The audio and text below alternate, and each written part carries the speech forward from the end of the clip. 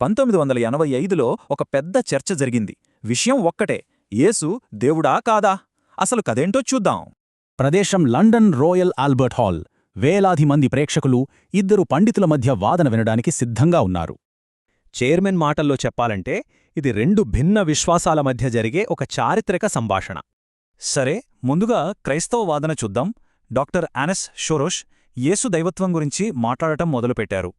ఆయన వాదనలో 4 కీలక అంశాలున్నాయి: బైబిల్, త్రిత్వం, యేసు అద్భుతాలు, ఇంకా నెరవేరిన ప్రవచనాలు. అందులో ముఖ్యమైంది త్రిత్వం.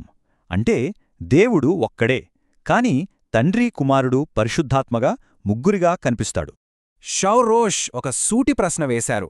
యేసు అబద్ధికుడా, పిచ్చివాడా, లేక ఆయన చెప్పుకున్నట్టు ప్రభువా? మూడింట్లో ఒకటే నిజం. ఇప్పుడు ఇస్లామిక్ వాదన చూద్దాం. షేక్ అహ్మద్ దీదాత్ అసలు ప్రశ్ననే తప్పుబట్టారు. దీదాత్ వాదన చాలా సింపుల్. బైబిల్లో ఒక్కసారి కూడా యేసు నేను దేవుణ్ణి, నన్ను పూజించండి అని చెప్పలేదు. మరి దేవుని కుమారుడు అనే మాటో అది ఆదాముకు, ఇస్రాయేలుకు కూడా వాడారు కదా అన్నారు. అంతేకాదు, యేసు స్వయంగా నా తండ్రి నాకంటే గొప్పవాడు అన్నారని దీదాత్ గుర్తుచేశారు. ఈ మొత్తం వాదనకు కేంద్ర బిందువు యోహాను సువార్తలోని ఒకే ఒక్క వచనం. ఆ వచనమేంటంటే, నేనునూ నా తండ్రియూ ఏకమయున్నాము. షోరోష్ దీన్ని దైవ స్వభావంలో ఏకమన్నారు.